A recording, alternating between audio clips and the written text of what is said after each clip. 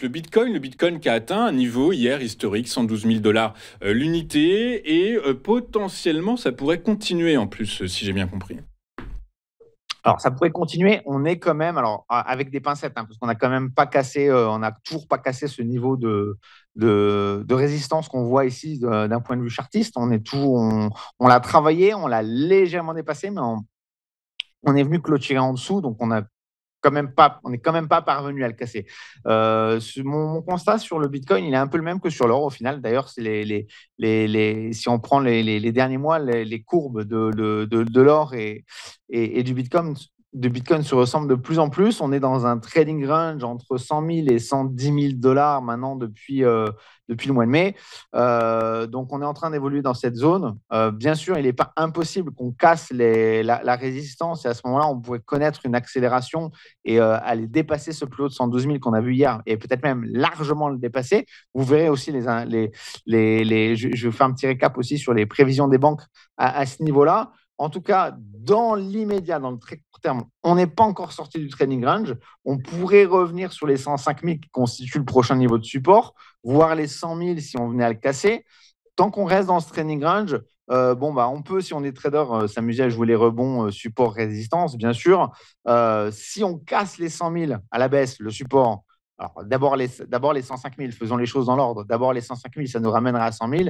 Et les 100 000, bien sûr, c'est un niveau psychologique très important qui, s'il est cassé, pourrait amener le Bitcoin à mon avis, une forte correction.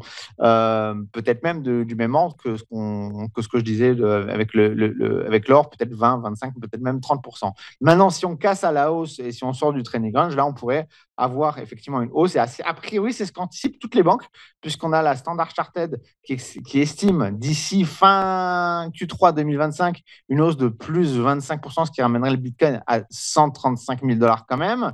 Pareil, Bitwise. Alors, Bitwise, c'est pareil, hein. Il y a des banques qui font des arguments. Bitwise, c'est un exchange crypto, donc forcément, ils ne vont pas vous dire non plus que le Bitcoin va baisser. Eux, ils anticipent même une hausse de 30%.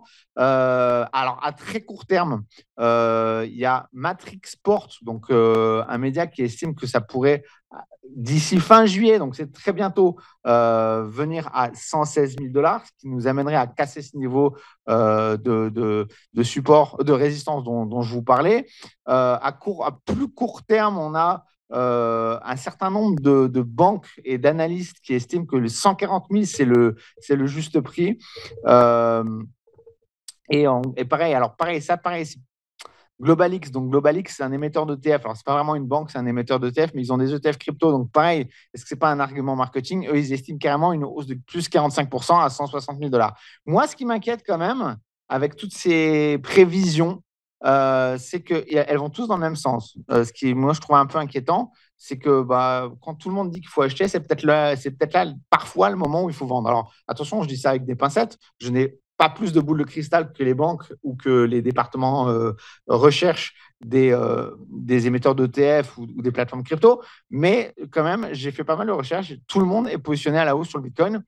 Et pour moi, c'est peut-être dans mon esprit contrarien, en tout cas, ça éveille mes soupçons, on va dire, et je me dis, tiens, il n'y a personne qui anticipe une baisse, c'est peut-être le moment de faire attention plus que d'habitude.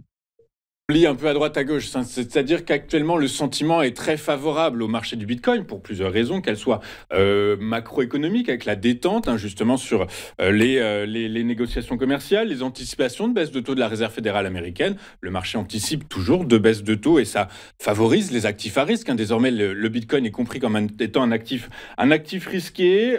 Et puis, les afflux toujours très positifs vers les ETF Bitcoin.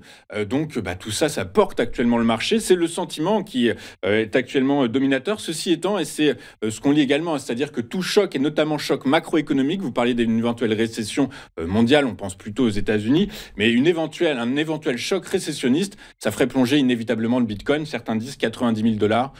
C'est un premier support. Ouais, 80. Moi, j'ai plutôt noté un support autour de 80, 94 000 $, mais oui, 90 000, de toute façon, c'est un chiffre rond, ce sera un niveau important à suivre aussi.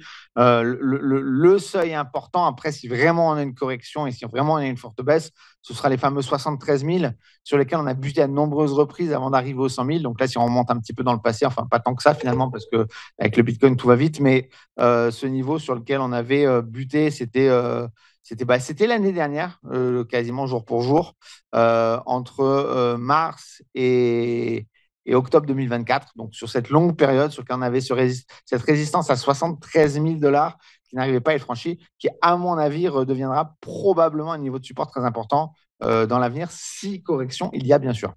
Exactement. Donc le message est passé, Marc, hein. Reprenez-moi si je me trompe, mais en gros, ce que vous dites, c'est que la dynamique est positive, mais la volatilité reste importante. Donc par la force des choses, il faut se montrer prudent. Ouais, tout à fait. Ok, Et super. avec le Bitcoin, on a quand même la chance d'avoir des niveaux de support-résistance qui sont assez clairs. Donc, les utiliser et ne pas ignorer les signaux qui peuvent se présenter en cas de cassure de support, notamment, surtout les 100 000. Alors, les 100 000, ce sera le niveau, si jamais il y a une correction, à garder en tête plus que tout. Eh ben c'est noté, Marc. Merci beaucoup, Marc Raffard, d'être avec nous très régulièrement sur TV Finance pour nous expliquer, nous livrer vos analyses et votre sentiment. Vous êtes responsable éditorial chez Café du Trading et avec nous, Café de la Bourse ou Café du Trading. Vous êtes responsable partout, Marc. Et ça, du coup, c'est la même boîte, mais oui. C'est la même boîte, mais ok. En tout cas, merci beaucoup, Marc. Je vous souhaite une excellente journée et une très bonne semaine. Et nous, Marc, une page de publicité. On se retrouve dans quelques minutes avec Sylvain Logan, alias Tiger, avec lequel nous reviendrons sur la dernière Trumpitude, si je puis dire, sur le One Big Beautiful Bill signé récemment par Donald Trump, qui bouleverse totalement le paysage économique, social et environnemental des États-Unis. À tout de suite sur TV Finance.